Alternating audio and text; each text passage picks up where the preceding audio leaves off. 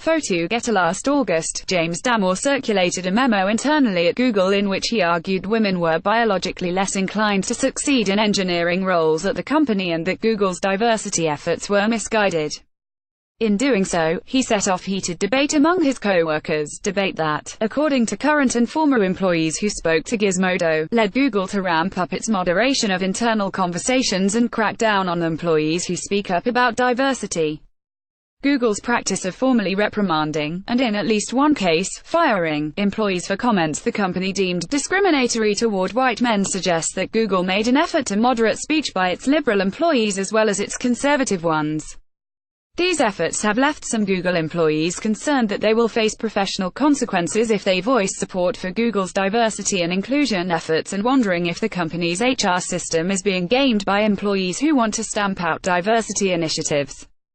To Chevalier, who was fired in November 2017 from his role as a site reliability engineer at Google after he made several internal posts calling out racism and sexism at the company, sued Google today for discrimination, harassment, retaliation, and wrongful termination.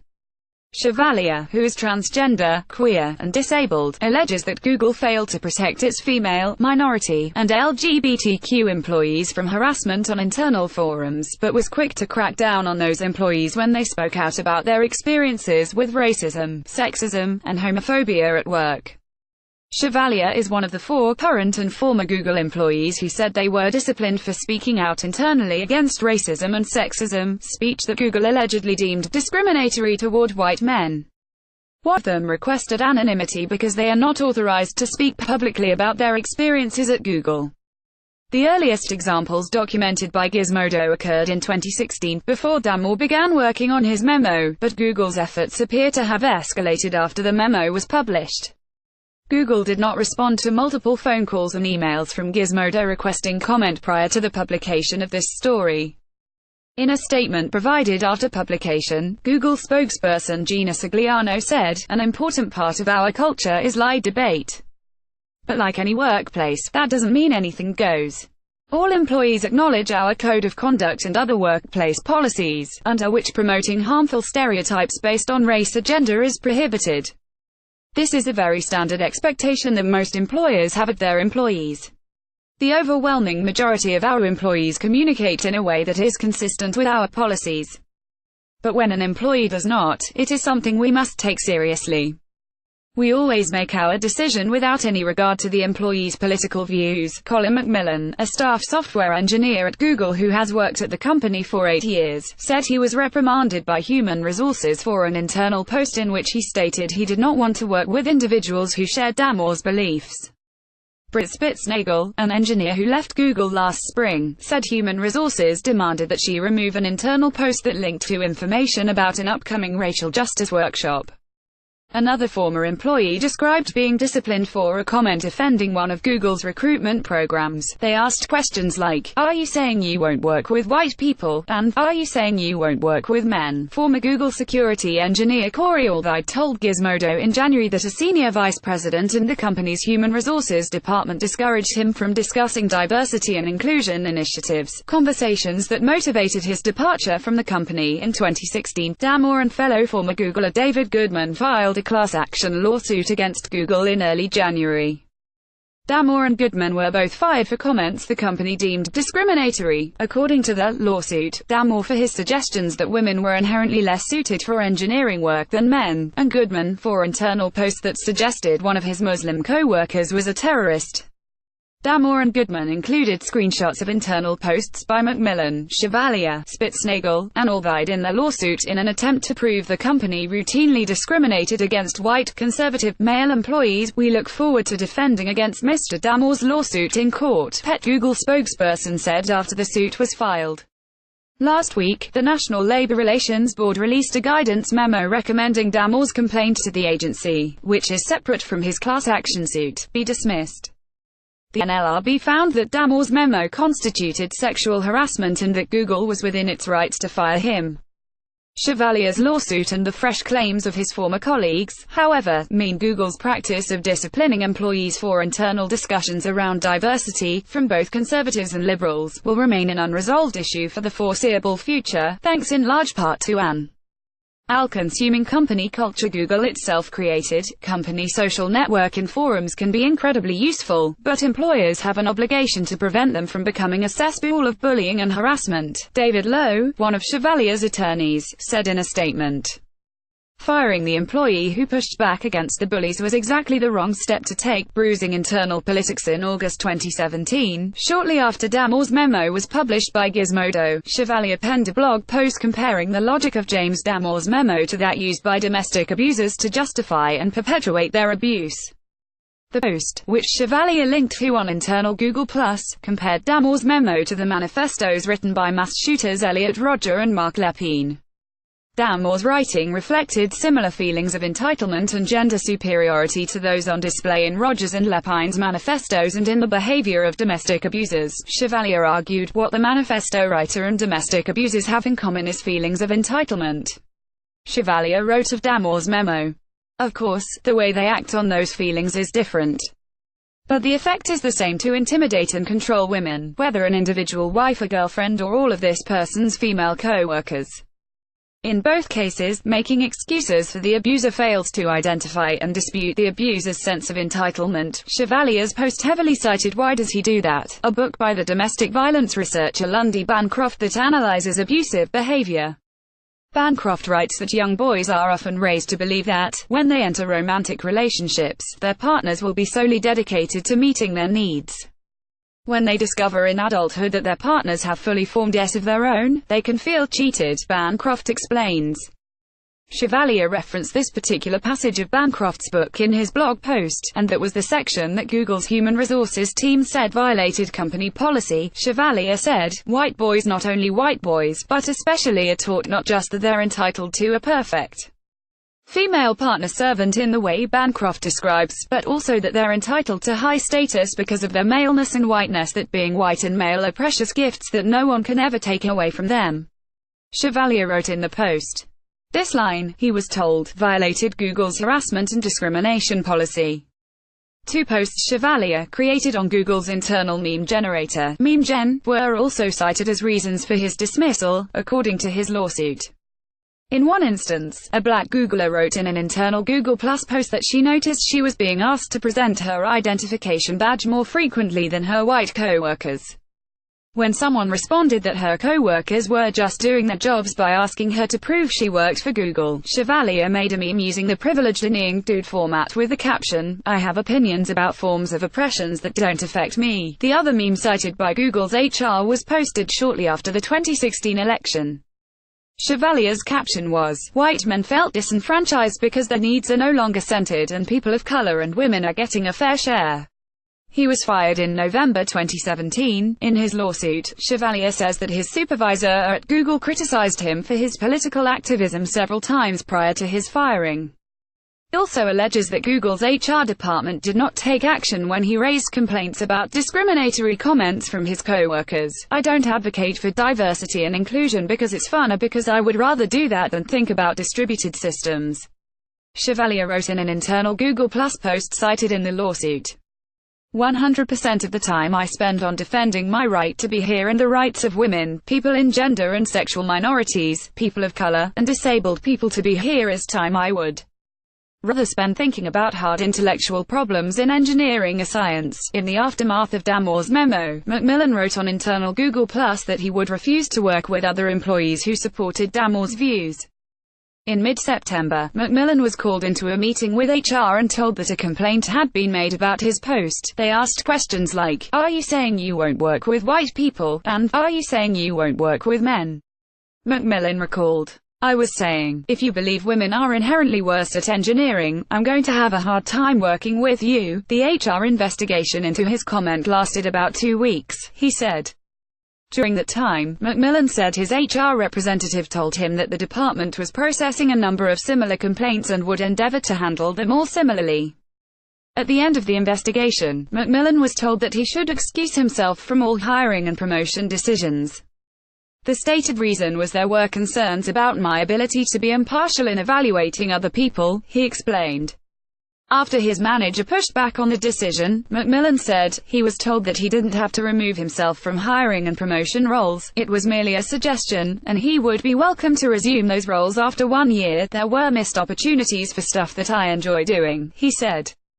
"There's also a social impact of knowing that myself and a bunch of other people who spoke up against the Damore memo got some sort of negative HR interaction for having done so," another employee, who requested anonymity because Google typically requires its employees to adhere to non-disclosure agreements, told Gizmodo they faced a run-in with human resources after an internal conversation about Google's initiatives to improve diversity in its hiring pipeline. Google stepped up its recruiting efforts at historically black colleges and universities (HBCUs) in recent years, an effort that was the subject of intense internal debate. Conversation heated up as several media outlets reported on Google's recruitment from HBCUs, with some employees questioning why Google had selected these particular schools rather than other universities that had not historically served black students. The former Google employee responded, calling those questions unequivocally racist. The employee received a formal reprimand from Google HR in 2016 for the comment, a copy of which was reviewed by Gizmodo, which called the statement disrespectful and divisive. In a 2016 post on internal Google+, Spitznagel highlighted a racial justice workshop and noted it might be useful to white co-workers who were interested in becoming more involved in the cause. The title of the workshop, which Spitznagel herself didn't reference in her post, was "Healing from Toxic Whiteness: A Better Fight for Racial Justice." The phrase "toxic whiteness" triggered the HR complaint, and Spitznagel said she took her post down when instructed to do so. Googlers that spoke with Gizmodo believed that the HR complaints against them aren't isolated incidents, but part of a larger effort among some of their co-workers to shut down discussions about diversity. In addition to the seemingly spurious HR complaints, Google employees have had their internal conversations leaked to alt-right sites that then targeted them for online harassment, Wired reported. The diversity debate inside Google might seem strange to outsiders who don't have similar conversations at work. But Google has encouraged employees to engage in open discussion since its early days, and provided the forums for employees to do so. Google's many mailing lists, Damore's memo and the intense debate it incited weren't born in a vacuum. Vigorous internal discussion of professional and personal topics are a well-established part of Google's culture. Google maintains a vast array of internal mailing lists that cover broad topics like politics and sexuality, as well as niche interests like experimental aircraft and specific team vacations. Any employee can create a new mailing list, and the lists are largely unmoderated by the company, although conversations on them are occasionally escalated to human resources if they become particularly heated or moderated by the employees who run the lists. At present, Google has more internal mailing lists than it has employees, although only some are active while many others are abandoned. Damore shared his memo on several mailing lists over the course of last summer and also created his own mailing list to solicit feedback. He called the list for harmful discuss. Despite his firing last year, the list remains active. These lists were in large part free for all, the former Google employee said. Mailing lists like EngMisc were just kind of our playgrounds. EngMisc, a list dedicated to wide-ranging engineering conversations, industry info, politics, and other mailing lists became central parts of Google's internal culture, and discussions on them had the potential to rattle large swaths of the company. One mailing list debate that's become something of an internal legend for racking up thousands of responses pitted supporters of the Tibetan independence movement against employees from China. The impetus: a dessert in a campus cafe that featured free Tibet goji berries, according to a sign displayed next to the snack. Forums like Google+ and MemeGen are also hubs for internal discussion at Google. When a company announced in 2015 that it would ban adult content on Blogger, MemeGen went dark in a protest against the decision. In 2016, Googlers participated in an initiative nicknamed Memagenda, to increase the representation of women in the meme templates on MemeGen. These forums developed into integral parts of Google's culture in part because of the company's expectations of secrecy. Employees aren't supposed to discuss their work outside the office, and an abundance of caution led to mailing lists geared towards social topics as well as professional ones. Some employees felt the quality of discussion among their co-workers was higher than other public forums like Reddit or Hacker News, and prefer to keep their discussions of the industry and their personal lives sequestered on internal forums. Google also promoted openness internally, encouraging its employees to debate decisions even if it meant challenging the CEO. Things are open to debate internally at Google, including decisions of the CEO, and people don't get in trouble for that. That's generally a good thing for the culture, Macmillan said. HR and leadership don't police these sort of discussions, and generally that's a good thing. But they also have a blind spot that means they don't know the person posting this comment has posted it 100 times. The fact that we are able to openly criticize our product or leaders' decisions makes our product better. Liz Fong-Johns, a site reliability engineer who has worked at Google for 10 years and is outspoken about diversity and inclusion at the company, explained. The place where this runs off the rails is when people aren't behaving in good faith. Fong-Johns said she had not been reprimanded by HR for speaking in support of diversity and inclusion initiatives, but had received harassment after her posts were leaked online. Over the last several years, conversations seem to run off the rails more and more frequently, Googlers who spoke to Gizmodo explained. That's partially due to Google's growth. Mailing list discussions that once included a handful of people have ballooned to thousands, but the employees also noted that some of their co-workers dedicated significant time and effort to pushing back against diversity and inclusion efforts. During the year leading up to the 2016 election and in its aftermath, internal conversations about Google's diversity and inclusion initiatives had become consistently heated and confrontational. "I'm just asking if an employee posted on Google Plus or a mailing list about diversity, he or she would often be met with responses that seemed designed to draw them into an argument, according to the current and former employees. If the employee took the bait and responded angrily to the provocation, their response would be screen-capped and sent to HR or to an alt-right site. The interactions seemed tailor-made to get Googlers who spoke up in favor of diversity in trouble so they would speak up less frequently. Employees who experienced it said, "There was this small group of malcontents who like to play 'I'm just asking' game and deliberately try to make issues, and then immediately claim to be the victims," the former employee explained. Aldai described this behavior in a 2015 internal Google Plus post, saying that the questions were not coming from a position of good faith. He published the post earlier this month in a longer document that described his reasons for leaving Google. Chevalier's lawsuit cites a May 2016 internal comment as emblematic of the problem. "If we have fewer Black and Latinx people here, doesn't that mean they're not as good?" One Googler wrote, "There are some people that object to Google's parent company Alphabet and Google's diversity and inclusion initiative and object to people who are trying to fulfill those objectives." Fong-Johns added, "They ask questions all the time. Can you describe for me why there aren't just two genders? Or, I don't see why women have a problem working in tech. Tech is a meritocracy. That started a couple years ago and it's escalated since then. It's people provoking you, trying to get a reaction out of you. As soon as they get reaction, they can leak it to an extremist site that will get you harassed outside of work, or they will report you to our." Some employees try to answer the questions rationally, but doing so would quickly become overwhelming, they said. One of these people will come into a thread and ask 20 questions, some of which are related and some of which are not. The amount of time investment to respond is ridiculous, Macmillan said. It was in this environment, in which the concept that Google should diversify its workforce was regularly up for debate, that Damore wrote and shared his memo. Since he created his own mailing list for discussion of the document, he was the person most empowered to moderate that discussion. He apparently chose not to, and the conversations on the list quickly became heated. After Damore was fired, the flame wars continued without anyone to moderate them. Responding to provocations about diversity sometimes led to more frightening situations than a lecture from an HR representative. Internal posts that Googlers made about Damore's memo were leaked to alt-right websites, which in turn drove online harassment towards employees. Google's CEO Sundar Pichai cancelled an August all-hands meeting about the memo after employees received violent threats. "It's people provoking you, trying to get a reaction out of you. As soon as they get reaction, they can leak it to an extremist site that will get you harassed outside of work, or they will report you to HR," Fong-Johns said.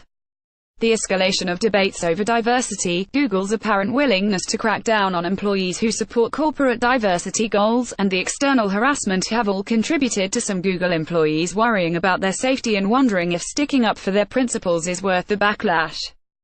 Google needs to do more to protect its employees and investigate misleading HR complaints, Fong Johns said. The first and primary thing that the company should be doing is addressing this false report to the HR, or the provocation and report tool pattern, she said.